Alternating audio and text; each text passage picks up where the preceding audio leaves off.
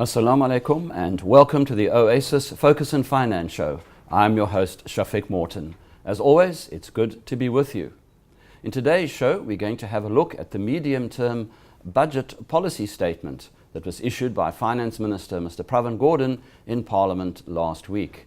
This comes against the background of credit ratings agency reviews being due in December this year. Joining me in studio from Oasis are Isma-el, Ebrahim and Daniel King. Gentlemen, assalamu alaikum, good day. Hello. Alaikum salam.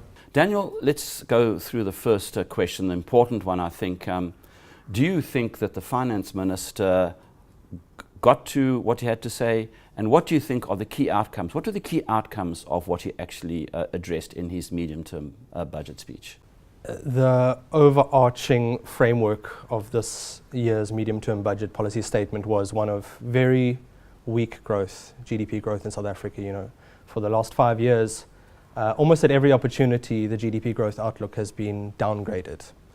Very recently, it's been upgraded moderately from about 0% this year to about 0.5%. But the bottom line is we're quite close to stagnant as an economy. So that creates many difficulties for budgeting publicly, because the previous forecasts that were applicable in February are not necessarily applicable now. So there are tax revenue shortfalls because of the economic weakness that we've seen, especially within the personal income tax revenues and VAT revenues, where we've seen some underperformance. So the current year's deficit outcome has deteriorated slightly because of those revenue shortfalls, from an expected 3.2% of GDP in February to about 3.4% now. So there was a 23 billion tax shortfall that emerged over the last year. That was offset to some extent by some responsible budget management on the part of the Treasury. There was a contingency reserve that they had budgeted for on the expenditure side in February to the tune of about 6 billion. And then there were other savings that they were able to generate, which kind of cut that revenue shortfall in half. But on balance, we do now have a wider budget deficit.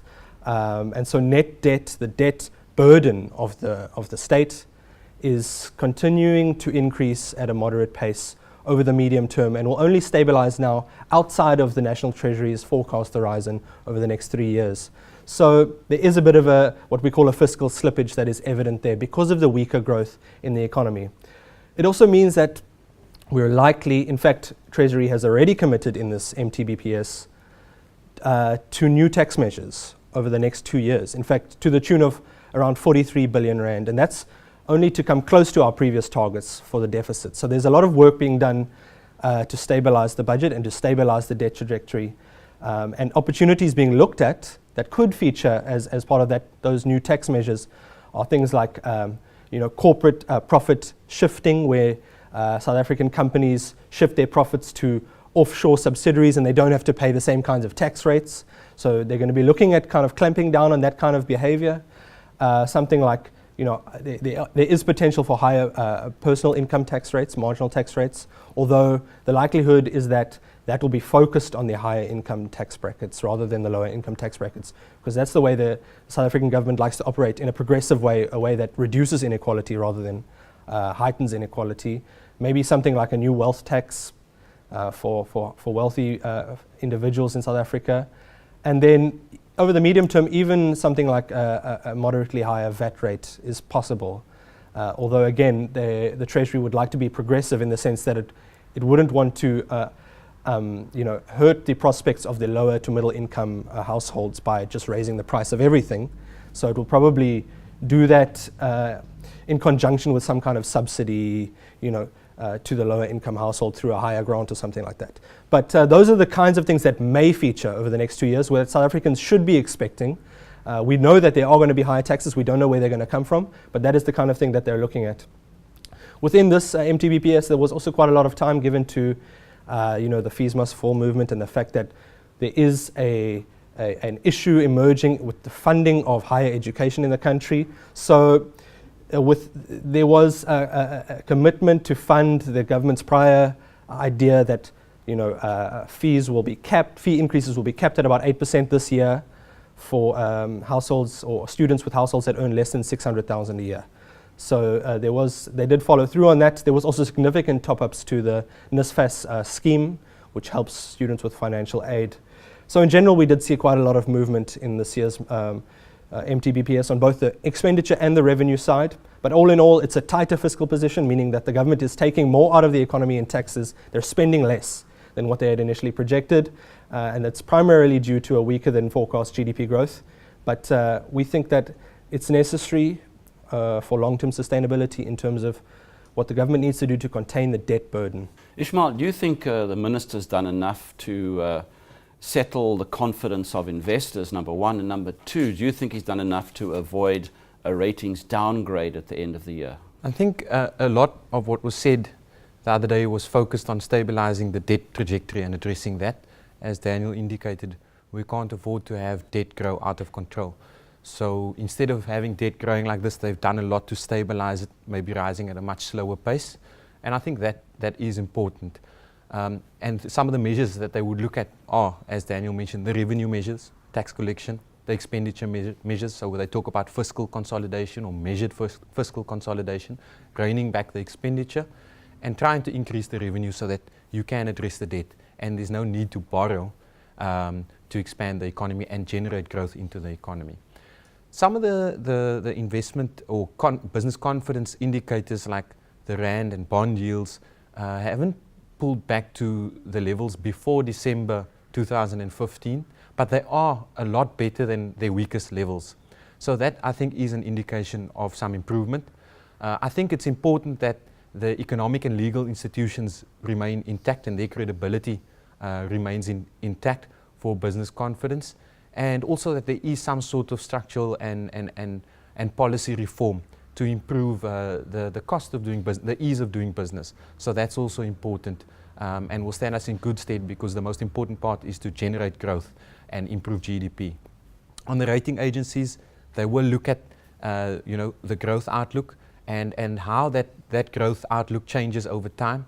And some of the other things they look at are labor relations, the profitability and the quality of the SOEs, and then also, in terms of the legal reform and our institutions, the strength of our institutions, and that's important. Having said that, much of your credit rating is normally a lagging indicator, so that markets would have reacted already.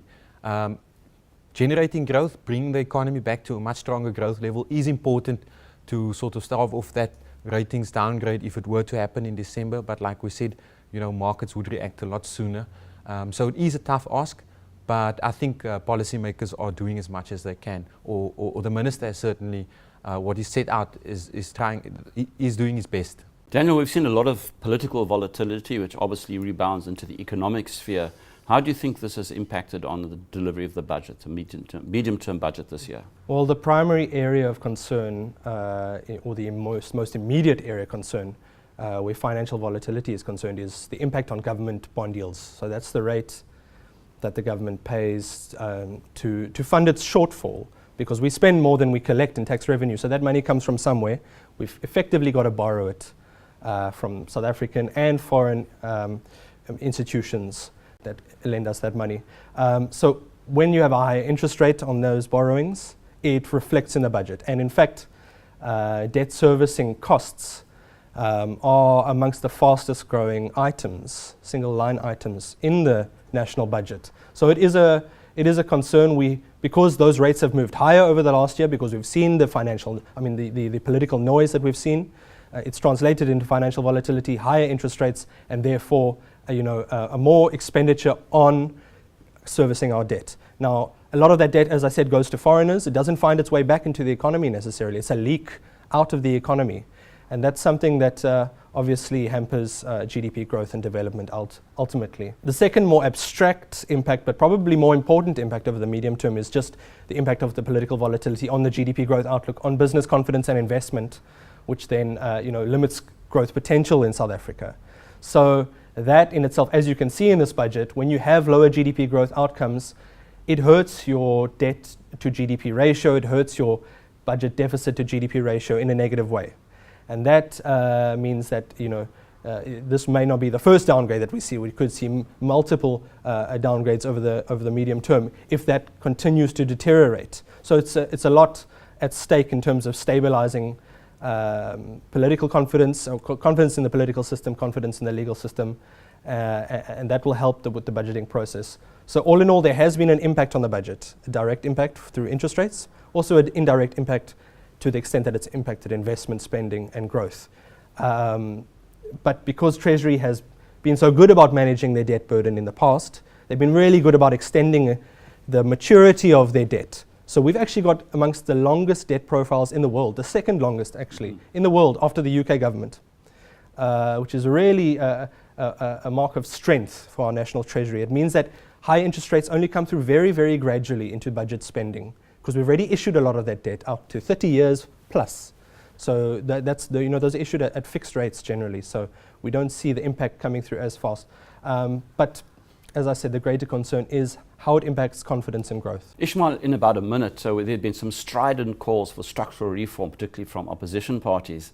How do you think the Minister addressed this in his budget speech? That kind of reform is important to improve business confidence, because ultimately your business confidence stimulates investment, makes it easier for people to make investment decisions, improve the economy, improve the capacity of the economy, and therefore translating into GDP growth. There's been four ways in which they're trying to address this. Firstly, the targeting reduction of corruption. That's an issue. It raises the cost of doing business. So if they address that, it reduces the cost of doing business. Then making it easier to do business. So they've established an organization called Invest SA. It's a one-stop shop for anybody coming from outside South Africa looking to invest here, making it easier. Any permitting or whatever you need, they'll assist in that regard.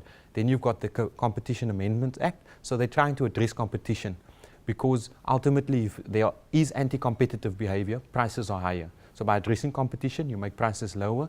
It allows people to buy things cheaper and therefore stimulates growth. And then the fourth element would be making it easier for SMEs to do business. Your small and medium enterprises need to be stimulated. They need to have a reason to do business. And we'll see some of the measures that they're looking to do and policies they're trying to implement is to sort of encourage bigger businesses to contract with smaller guys, etc. And they're looking to really use these measures to stimulate growth again. Isma-el, to get back to you, is there anything that could be done that hasn't been done in terms of what Mr. Gordon spoke about, in terms of governmental policies, etc.?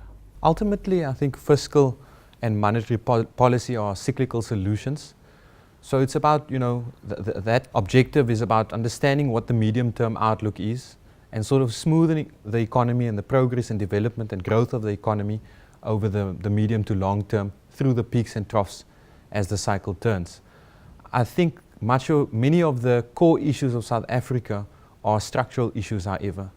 And what is required is, some sort of improvement in the policy environment, policy certainty, because that is ultimately what is deterring private sector investment. It's the policy uncertainty, it's the political uncertainty. And where you have movements, many of these movements have the right idea, the right objectives. But I think, for example, when it becomes violent, that is actually counterproductive. And some of the measures where the minister has looked to implement in improving structural reforms and getting policy certainty would be the MPRDA, the Mineral and Petroleum Resources Development Act, that they're looking to try and fast track and get through as soon as possible. It had already come to Parliament, was sent back, and they're now trying to get that approved. The next would be improving the immigration laws to make it easier for sort of skills that South Africa doesn't have to come and do business in South Africa. So immigration laws for business, visas for business people, attracting those skills would be important, and they're trying to make that easier. And at the same time, when we talk about immigration laws, would be making it easier for tourists to come to South Africa, especially where the rand is. It's very attractive for many of the countries globally to come and view our beautiful country. And then the third element would be getting some policy certainty in the telecommunications sector with regards to spectrum allocation. That has been something that has been bouncing around quite a bit, and that is another area where they're trying to push through and get policy certainty in that regard. So I think ultimately they are trying to do what they can, but I think the key point is that structural reform is important, and we need policy certainty and political certainty. So yes, they are doing what they can, but still there is some more that can be done from a certainty and sort of giving investors something to go by. Right. Now, Daniel, obviously nothing happens in isolation. I mean, economic decisions are made in terms of global conditions. Where do you think South Africa stands in terms of the current global economic cycle? It's important to consider the global cycle because I think, as I said in the first segment of the show, South Africa's growth expectations have been downgraded at almost every opportunity for the last 5 years. And that has reflected, for the most part, the same story globally. When the IMF releases its October and April reports, again, almost at every opportunity since about 2011, you've seen a downgrade in global growth. This year, we've seen a bit of a slowdown again, reflecting the developed market world mostly. So places like the US have seen higher interest rates, a bit of a slowdown on the back of that. The stronger dollar is making their exports less competitive. The lower oil prices making their shale industry, which has been a big boost to growth over the last 2 years, that industry is now slowing because of the lower oil price. So there's been a combination of factors leading to that, which is the largest economy in the world, obviously, so one of the biggest drivers of global growth. And then you see in the UK, which is another developed economy, the Brexit impact, GDP growth now slowing to about 0.5% from as high as 2.5%, 3% over the last 2 years. So that's another factor. And then in the euro area, whereas they've benefited from government easing up in the last year, that now is kind of in the base. So it means that we don't have the same positive impulse coming from European governments in the euro area. There's also some uncertainty around the sustainability of the euro as a whole, and that's impacting investment confidence there. So we've seen a bit of a slowdown this year. It has been offset by emerging markets to some extent because last year we saw the countries, large emerging markets like Brazil and Russia, experience pretty deep recessions. They're still struggling, but definitely the recessions aren't as deep this year. So a bit of a positive growth impulse coming through from those kinds of economies. China has also seen its government stimulate activity a bit more. So they've been a bit more anxious about the pace of the slowdown there. So they've stimulated in the first half of this year. So in the emerging market world, actually a bit of a positive impulse coming through, offsetting the developed world slowdown. But on aggregate, global growth has been a bit slower, and that has helped to explain why South Africa's growth has been a bit slower. So South Africa really fits into that picture in terms of its linkages with the likes of China, with the likes of the euro area as well. Isma-el, where do we sit now in the much broader global picture as South Africa? South Africa has seen very good wage growth. So while we have had reduction in the employment levels, there's been unemployment has increased, in other words, wage growth has risen nicely, and that's on the back of an improvement in the mining sector, some improvement in your manufacturing and exports, particularly in the automobile sector, which has and as well as the agricultural sector, which has benefited wages. However, what is concerning is a tightening in the consumer credit market, because what we've seen is general retailers, for example, the level of their credit extension to consumers has reduced significantly. So firstly, the measures on which they lend have tightened, we've become more conservative, and that makes it difficult. And while South Africa, since 2008, has improved its consumer credit or debt levels dramatically, a lot of that aggregate improvement has been driven by the wealthier segments of the market. What we've seen is, in fact, middle and lower income segments of the market have actually increased their debt levels. So that is a concern, and the tighter credit conditions become, and the more, let's call it, desperate those consumers become, they look to, things like loan sharks become an issue, and the rates of interest that they charge become very high, and that really sort of constrains their ability to spend, and that is a concern. However, having said that, this is the beauty of the South African economy. When the rand weakens, that is a lever, and it sort of generates a lot of positivity for our exporting sectors. So we've seen exports and merchandise trade improve dramatically with the rand where it is. We've seen, for example, mining, etc., improve, and that's important. But at the same time, I mentioned earlier, visas, tourists, etc. Tourism has picked up fantastically, and that's important and will continue to be important for our economy. So from a South African point of view, overall, those issues that are important for long-term sustainability, like the debt we mentioned earlier, I think there are areas where we seem to be addressing that, and sort of trying to get it to stabilize. That will be important for the long term. But if we allow that to go out of control, it is a concern. Like I said, the rand where it is, it's very, very attractive for many of our exporting sectors. Daniel, in terms of global uncertainties, how are governments dealing with this in terms of their fiscal policies and other such measures? Just like the economic story, it's important to view South Africa's budget process in the context of what is happening globally, because again there are parallels that can be drawn, which are pretty compelling. You know, in the developed market space, governments are dealing with debt to GDP ratios north of 100%. So that compares to South Africa's, which is around 50%, you know. So things aren't that bad compared to them in terms of the debt burden. But having said that, they do face much lower real interest rates there, so the debt servicing costs are not as much of an issue. Although the long-term sustainability risks are there for the developed world. So, you know, we've seen a lot of austerity in that space in Europe, to some extent in the United States, in the UK, where they've tried to control budget deficits. More recently, we've also seen in other emerging markets, especially those that have relied on commodity revenues, like you know, Nigeria, Angola. You know, in the Middle East, there are a number of countries that rely on oil revenues, where those prices have fallen dramatically, you know, by 50% or so. These kinds of economies have needed to look for new sources of revenue, so big structural changes that are taking place in those economies. And you know, having to consider ways that they can tax the population, in many cases for the first time. So South Africa faces a similar story in the sense that we're also facing economic stress to some extent, and what that means is there's a revenue shortfall, and we're looking to consolidate the budget and make sure that over the long term we don't undermine the sustainability of the South African economy unnecessarily. On the flip side, there are those countries which are benefiting from lower commodity prices. You know, although inflation has been higher in South Africa than it was you know, over the last 2 years, we have actually benefited somewhat from global food prices. If global food prices were much higher or in much more normal levels, you know, the inflation story in South Africa would be a lot more bleak. So that has benefited us. To some extent, it also benefits other countries where there are food subsidies or petrol subsidies. It allows them to ease up on those subsidies and improve the sustainability of their budgets. Similarly, in South Africa, you know, the fuel levy doesn't have as much of a negative impact on the South African consumer because the lower oil price has helped us with the petrol price.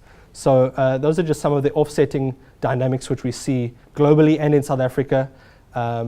On aggregate, we are definitely seeing a shift in attitude by governments towards a bigger emphasis on structural reform, a bigger emphasis on sustainability over the long term. Daniel, how do we understand government's policy strategy in terms of issuing and balancing the budget, as it were? The immediate priority is just to you know, avoid a ratings downgrade. So that's in the next 6 months, that's our goal. Where there is a ratings downgrade, the priority would be to contain the impact of that. You know, maybe it'll be one agency, one ratings agency rather than all three. Maybe it'll be only the global currency credit rating rather than the global and national currency credit rating. So there's different ways that it can play out, but the immediate goal is to basically minimize the impact, to avoid it if possible, and you can see that coming through strongly in the MTBPS language. So in a nutshell, the objective has been to stabilize the debt trajectory, to show the ratings agencies that there's not that much fiscal slippage despite the weak economic outlook. But that is really just the short-term strategy, while a measure of fiscal prudence is required in the near term just to avoid a Brazil-type scenario where your debt numbers get out of hand, where your deficit undermines confidence and your GDP growth slows even more materially into a deep recession. What is needed in South Africa, as Isma-el had highlighted earlier, is more of a structural approach to our issues. So, you know, fundamentally, the investment rate in the South African economy needs to rise over the long term, and that's going to require private sector buy-in. All major emerging market growth success stories in the last 30 years, in fact in the last 50 years, have been driven by elevated investment levels, and that's something that we don't see in South Africa. That's something that is a reflection of lower business confidence, which is impacting investment spending and ultimately growth. That's one of the core pillars of the National Development Plan. It's why the Minister keeps bringing up themes around the National Development Plan in his statements, and that'll be key to our medium to long-term outlook rather than, you know, the short-term ratings impact. Daniel and Ismael, thanks for chatting to us about the medium-term budget. Thank you. Thank you. And that concludes this edition of the Oasis Focus and Finance Show, during which we had a look at the medium-term budget that was delivered in Parliament last week by Finance Minister Mr. Pravin Gordhan. Special thanks to our guests Isma-el Ebrahim and Daniel King. Should you wish to watch this or any of our other shows, you can log into the Oasis Crescent YouTube channel. Should you wish to contact us at Oasis, you can dial 0860 100 786 or email info@oasiscrescent.com. Until next time, I'm your host Shafiq Morton. Assalamu alaikum wa rahmatullah.